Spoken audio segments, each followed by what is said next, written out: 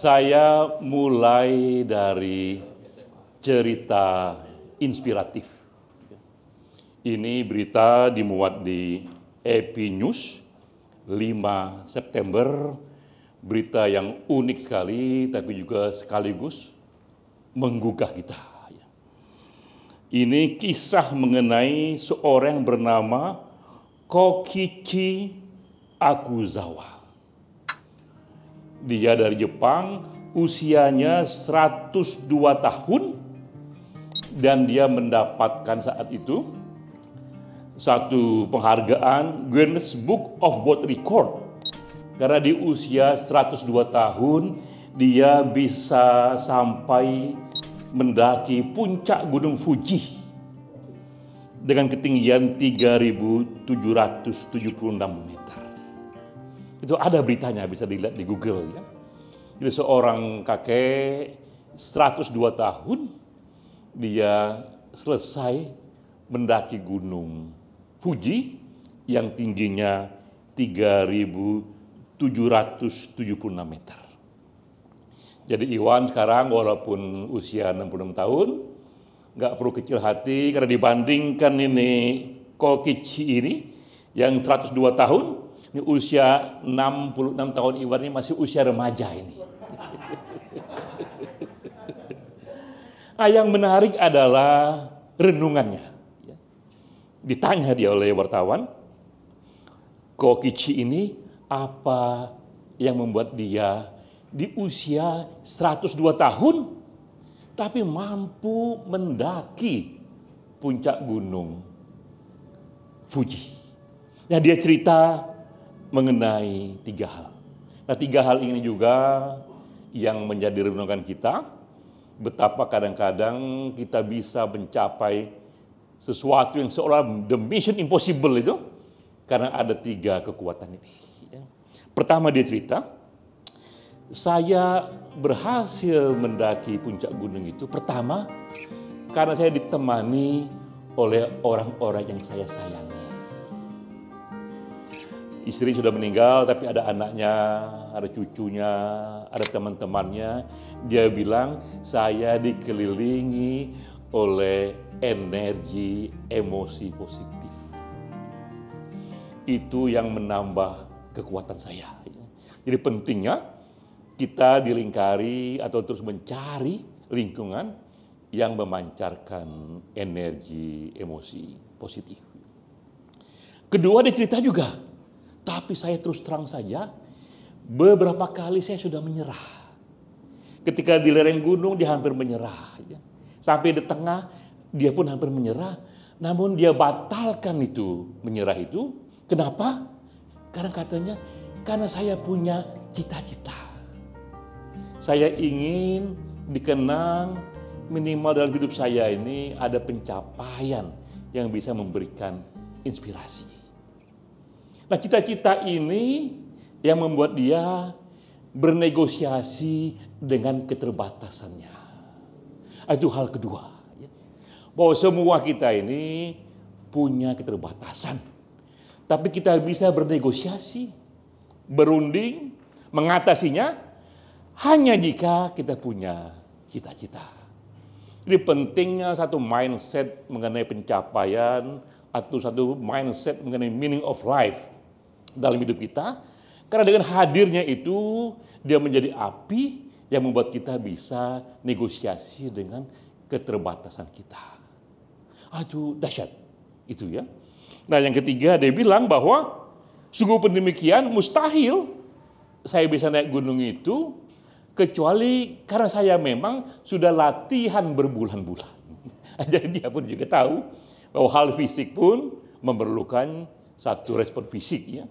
Kan ini naik puncak gunung ini tidak semuanya spiritual ya, tapi juga ada gerak-gerak fisiknya dan dia latihan bulan-bulan sebelumnya. Ya. Jadi kita lihat ini satu contoh kasus yang bisa digeneralisasi bahwa kakek yang usia 102 tahun dia bisa mencapai hal yang almost impossible. Ya, kita bayangkan, tapi itu menjadi possible karena 3 hal tadi.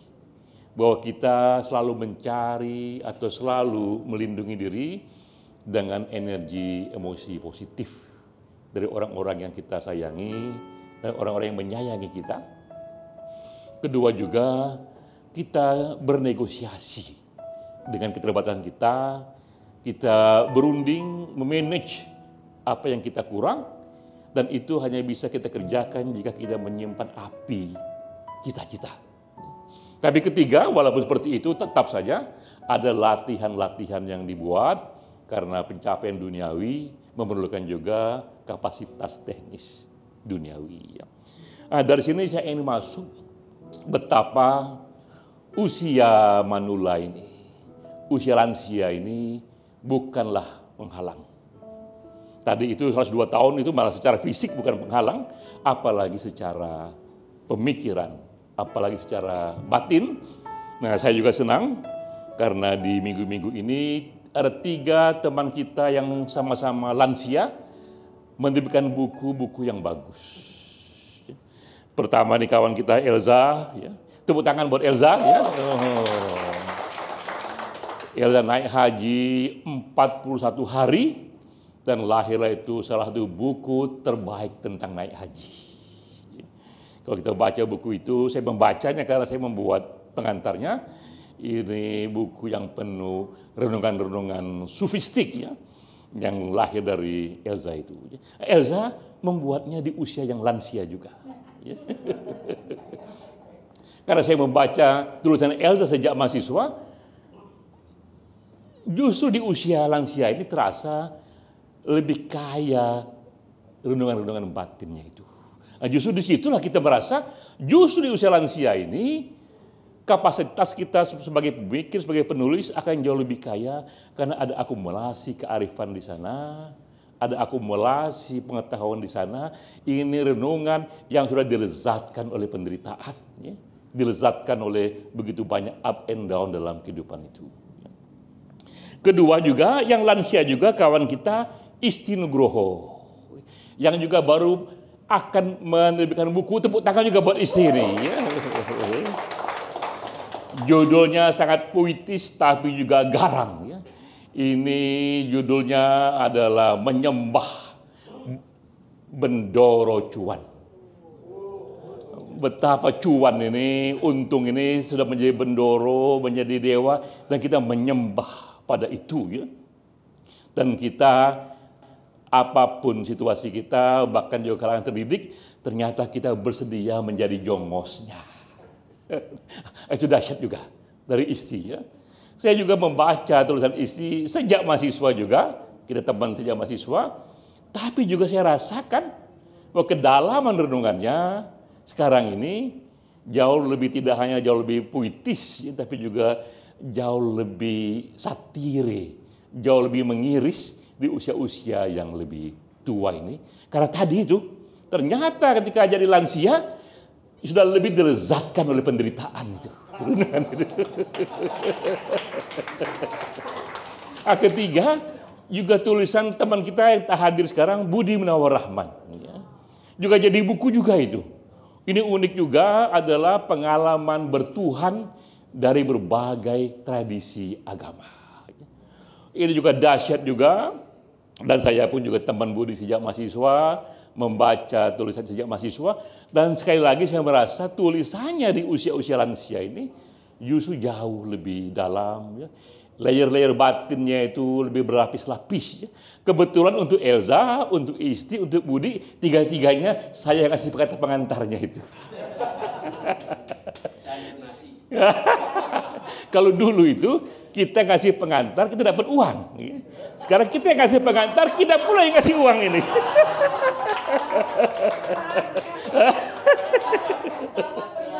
Iya, jadi kadang-kadang saya heran, saya ini banyak sekali ngasih kata pengantar. Ya. Saya heran apakah karena saya laku, dianggap bagus pengantar saya, apakah karena dia tahu setelah saya kasih kata pengantar, ada pula donasi itu.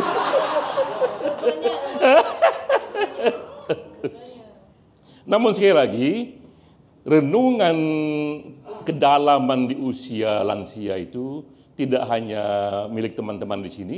Ini saya sengaja melihat apa yang ada di luar.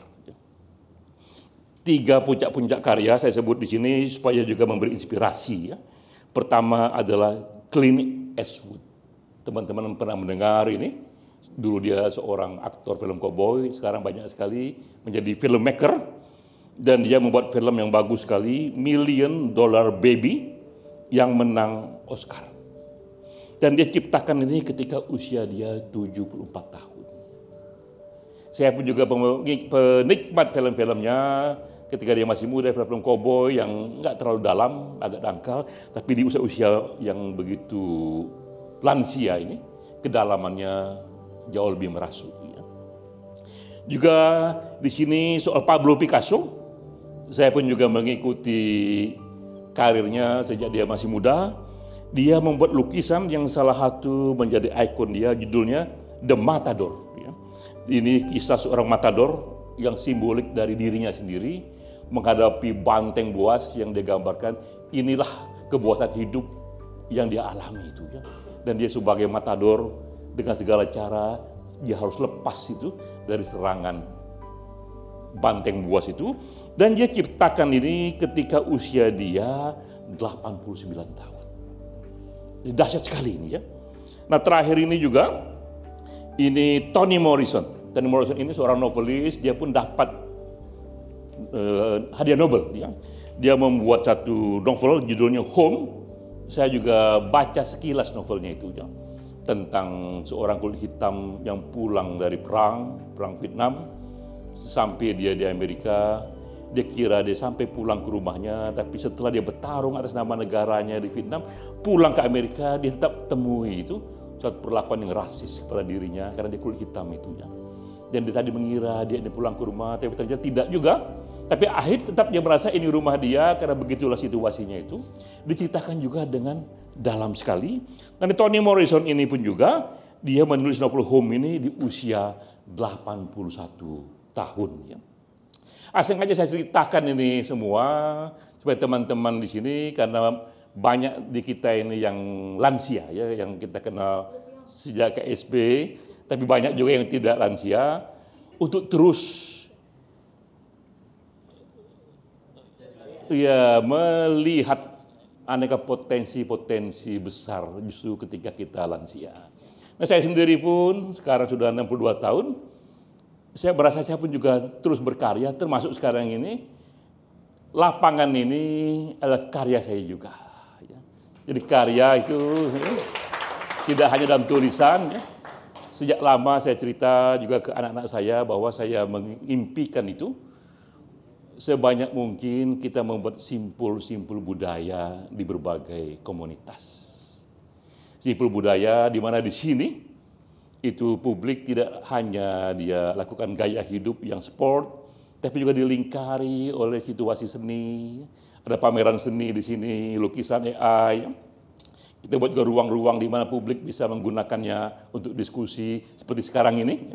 Dan itu bagus jika di banyak komunitas, banyak simpul-simpul budaya yang kita buat. Ya. Apalagi saya lihat di sini, ternyata bisa komersil dia. Ya. Galeri seni biasanya dia dibuat di satu wilayah yang cantik di ujung sana, tapi saya sengaja semua galeri lukisan saya letakkan di pasar. Apakah di hotel-hotel, apakah di tempat-tempat sport, tempat-tempat yang orang mengunjungi tidak dalam rangka benar-benar lukisan, tapi dalam tujuan lain, tapi secara sekaligus pun dia melihat juga lukisan itu. Dan juga tempat-tempat sport seperti padel ini mungkin yang pertama juga yang ada, yang tidak hanya orang berolahraga tapi juga dia dilingkari dengan aneka lukisan yang sebagian itu tentang perenungan-perenungan yang diekspresikan dalam gambar-gambar. Nah saya pun merasa ini pun juga sebuah karya dalam bentuk bangunan, dalam bentuk simpul budaya yang juga dibuat di usia-usia lansia. Jadi sekali lagi teman-teman sekalian, itu pesan yang hendak saya katakan bahwa walaupun kita lansia, akan banyak letupan yang bisa kita buat sejauh pertama, lingkari diri kita dengan energi positif, orang-orang yang kita sayangi dan orang-orang yang menyayangi kita. Kedua juga, teruslah bernegosiasi dengan keterbatasan. Ya.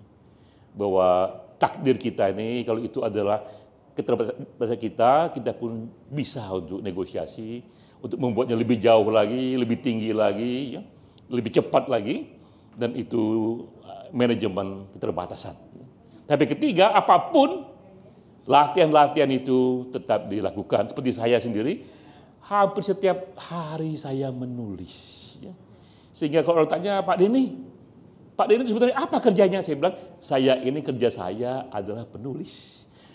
Yang lainnya adalah kerja sampingan.